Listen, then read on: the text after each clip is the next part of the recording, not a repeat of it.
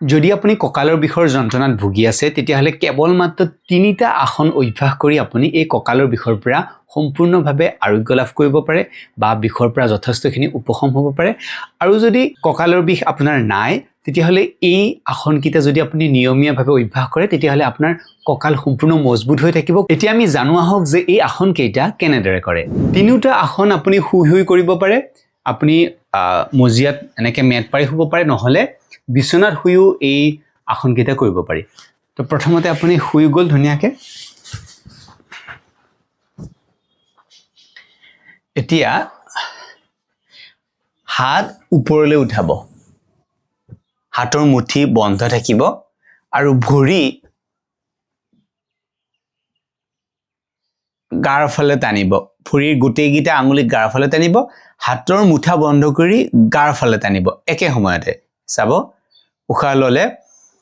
গাৰ ফালে টানিলে উশাহ বন্ধ ৰাখিলে 1 2 3 4 5 6 7 8 9 10 উশাহ এৰিলে ঢিলা কৰি দিলে আকৌ এবাৰ চাব মুঠি বন্ধ কৰিলে গোটেইকেইটা আঙুলি আৰু হাত একেলগে টানিব একেলগে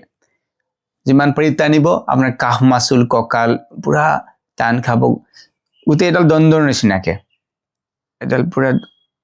লাঠি নিচিনা পুৰা ষ্ট্ৰেট হৈ যাব আৰু যিমান পাৰি টানিব উশাহ বন্ধ 1 2 3 4 5 6 7 8 9 10 ঢিলা কৰি দিব আকৌ দীঘলকৈ উশাহ ল'ব যিমান পাৰি টানিব 1 2 3 4 5 6 7 8 9 10 ৰিলেক্স প্ৰথম এইটো 3 পৰা 5 বাৰ কৰিব উশাহ ল'লে টানিলে 3 সেকেন্ড থাকিলে এৰি দিলে এটো এবাৰ হ'ল এনেদৰে 3 পৰা 5 বাৰ আৰু উশাহ বন্ধটো আপুনি 5 সেকেন্ড ৰাখিব পাৰে যদি বেছি অসুবিধা পায় বেছি সময় ধৰি ৰাখিব তেতিয়া 5 সেকেন্ড ৰাখিব পাৰে আৰু আপ টু 10 সেকেন্ড উশাহ বন্ধ ৰাখিব পাৰে নম্বৰ 2 দুখন ভৰিৰ মাজত গ্যাপ থাকিব এইটোত এলাইনমেন্টটো কেনেকুৱা আপোনাৰ গেৰুৱাটো দুটা গেৰুৱা মাজত আপোনাৰ কঁকাল যিমানখিনি বহল সিমানখিনি গেৰুৱা কৰিব তিনিটা পইণ্ট আপুনি ধ্যান ৰাখিব বুঢ়া আঙুলি গেৰুৱা আৰু আঁঠু সমান গ্যাপ থাকিব অৰ্থাৎ এনেকুৱা নহয় যে বুঢ়া আঙুলি আঁঠু দুটাৰ মাজত কম থাকিলে আৰু গেৰুৱাৰ মাজত বেছি থাকিলে বা গেৰুৱা কম থাকিলে আঁঠু দুটা বেছি থাকিলে এনেদৰে নহয় সম্পূৰ্ণ সমান গ্যাপ তাৰপিছত হাতৰ তলুৱা তলফালে ৰাখিব যদি হাত এনেকৈ স্পৰ্শ হয় স্পৰ্শ কৰিলে আৰু যদি হাত স্পৰ্শ নহয় মানে গেৰুৱা স্পৰ্শ নহয় এনেকৈ থাকে বাছ এনেকৈ থাকিব কিছুমানৰ হয়তো নাহিব পাৰে যিমানখিনি আহে এনেকৈ আনিব আৰু যদি স্পৰ্শ কৰিব পাৰে স্পৰ্শ কৰিব খালি গ্যাপটো সমান ৰাখিব ইয়াৰ পিছত এই আসনটোৰ নাম হৈছে সেতু বন্ধনাসন ইয়াৰ পিছত আপুনি লাহে লাহে উশাহ লৈ কঁকাল ওপৰলৈ উঠাব কঁকাল ওপৰলৈ উঠাটো ধুতুৰি লাগিব কণ্ঠকোপত কঁকাল যিমান পৰি ওপৰলৈ উঠাব তাৰ পিছত প্ৰথমবাৰ কৰোঁতে উশাহ নিশাহ স্বাভাৱিক ৰাখিব জাস্ট কঁকালটো উঠাব 10 সেকেন্ড সময় আপুনি নিজে কাউণ্ট কৰিব 1 2 3 4 5 6 7 8 9 10 10 কাউণ্ট কৰি লাহে লাহে নমাব উঠোতে আৰু নামোতে খুব সাৱধানে মই আকৌ এবাৰ দেখাই দিছো দীঘলকৈ উশাহ ল'ব উশাহ বন্ধ ৰাখিব 1 2 3 4 5 6 7 8 9 10 উশাহ এৰি এৰি নমাব চকু বন্ধ ৰাখিব এইখিনি সময় এইটো দুবাৰ হ'ল এনেদৰে এইটো আসনো 3 পৰা 5 বাৰ কৰিব আকৌ এবাৰ মই কৰি দেখাই দিছো দীঘলকৈ উশাহ ল'ব কঁকাল যিমান পাৰি ওপৰত এইবাৰ 3 বাৰ মানৰ পৰা উশাহ বন্ধ ৰাখিব উশাহ ল'ব দীঘলকৈ উশাহ বন্ধ 1 2 3 4 5 6 7 8 9 10 11 12 13 14 15 16 17 18 19 20 লাহে লাহে তললৈ নমাব এই যে ওপৰত আপুনি কঁকালটো উঠাই কিনে হোল্ড কৰিলে এই হোল্ড কৰাটো আপোনাৰ কেপাসিটি অনুসৰি ধৰি ৰাখিব অৰ্থাৎ যদি আপুনি 10 সেকেন্ড হোল্ড কৰিব পাৰিছে আপুনি 10 সেকেন্ড ৰাখিব যদি লাহে লাহে আপুনি মানে বেছিকৈ পাৰে 60 সেকেন্ডলৈ পাৰে তো 60 সেকেন্ডও ৰাখিব পাৰে তো কিন্তু একেবাৰে 60 সেকেন্ডলৈ যাব নালাগে প্ৰথম 10ৰ পৰা আৰম্ভ কৰক 10 সেকেন্ড উশাহ ধৰি ৰাখক মই আকৌ কৈছোঁ প্ৰথমবাৰত আপুনি উশাহ নিশাহ ধৰি ৰাখিব নালাগে জাষ্ট কঁকালটো উঠাব উশাহ লৈ উশাহ নিশাহ স্বাভাৱিক থাকিব আকৌ কঁকাল নমাই দিব প্ৰথমবাৰত দ্বিতীয়বাৰৰ পৰা আপুনি উশাহটো উঠাই কিনে উশাহটো বন্ধ ৰাখিব যিমান পাৰি মই আকৌ দেখাই দিছোঁ উশাহ ল'লে উঠালে উশাহ বন্ধ ৰাখিলে তাৰপিছত আকৌ নমাই দিলে এনেদৰে এই আসনটো 3 পৰা 5 বাৰ কৰিব হৈ গ'ল নেক্সট নাম্বাৰ 3 এইটো শুই কিনে এইটো কিছুমানে মাৰ্জাৰাসন বুলি কয় বা কিছুমানে মৰ্কটাসন বুলি কয় তো বেলেগ বেলেগ স্কুলৰ এইটো বেলেগ বেলেগ নামেৰে জনা যায় তো এইটো কেনেকৈ কৰে দুখন ভৰি ফল্ড কৰিব হাত আপুনি এনেকৈ দুফালে এনেকৈ খুলি ৰাখিব পাৰে বা হাত ইণ্টাৰলক কৰি মূৰৰ ওপৰতো ৰাখিব পাৰে নাম্বাৰ 3 এতিয়া উশাহ লৈ মূৰ সোঁফালে ঘূৰিব ভৰি বাওঁফালে যাব বাওঁফালে যাওঁতে এখন ভৰিৰ ওপৰত এখন ভৰি উঠিব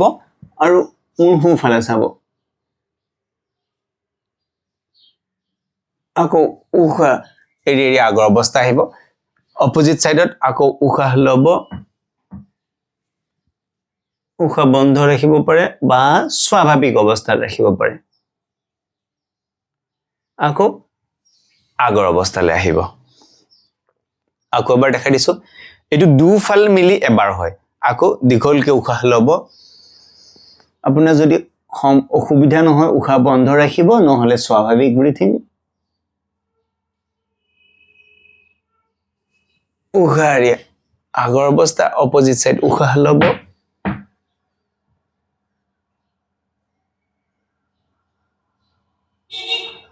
উশাহ এৰি আগৰ অৱস্থা এই আসনটো 3 পৰা 5 বাৰ গতিকে 3টা আসন আপোনালোকক দেখুৱালোঁ এই 3টা আসনে 3 পৰা 5 বাৰকৈ নিয়মীয়াভাৱে কৰিলে আপুনি যথেষ্টখিনি কঁকালৰ বিষৰ পৰা আপুনি উপশম পাব পাৰিব আসনৰ পৰা উপকাৰ পোৱাৰ এটাই মেইন কি হৈছে সেইটো হৈছে নিয়মীয়া যোগাভ্যাস আপুনি এদিন কৰিলে অকণমান গম পাব অলপ ভাল লাগিলে এসপ্তাহ কৰিলে আকৌ বাদ দিলে তাৰপিছত আকৌ অহাৰ সম্ভাৱনা থাকে কিন্তু যদি আপুনি এইটো এটা দৈনন্দিন অভ্যাস সেইকাৰণে নিয়মীয়া যোগাভ্যাস নিয়মীয়া যদি নিয়মীয়াভাৱে কৰে কঁকালৰ বিষ ভাল হোৱাৰ লগে লগে আপুনি আৰু বহুত আনুষংগিক উপকাৰিতা আপুনি লাভ কৰিব পাৰিব আৰু যদি নিয়মীয়াভাৱে কৰিব বিচাৰে তেতিয়াহ'লে এই তলৰ নম্বৰত আপুনি যোগাযোগ কৰি আমাৰ লগত নিয়মীয়াভাৱে আপুনি কৰিব পাৰে তো বাকি আপুনি ঘৰতে এইটো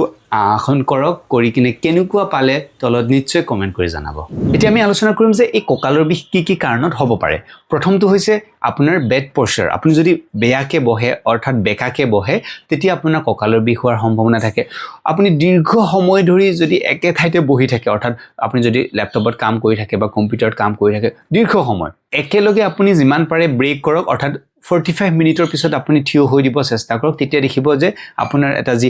তলত মাধ্যাকৰ্ষণ শক্তিৰ ফলত আপোনাৰ শৰীৰটো টানি থাকে তাৰ ফলতো আপোনাৰ কঁকালৰ বিষ হ'ব পাৰে সেইকাৰণে সেই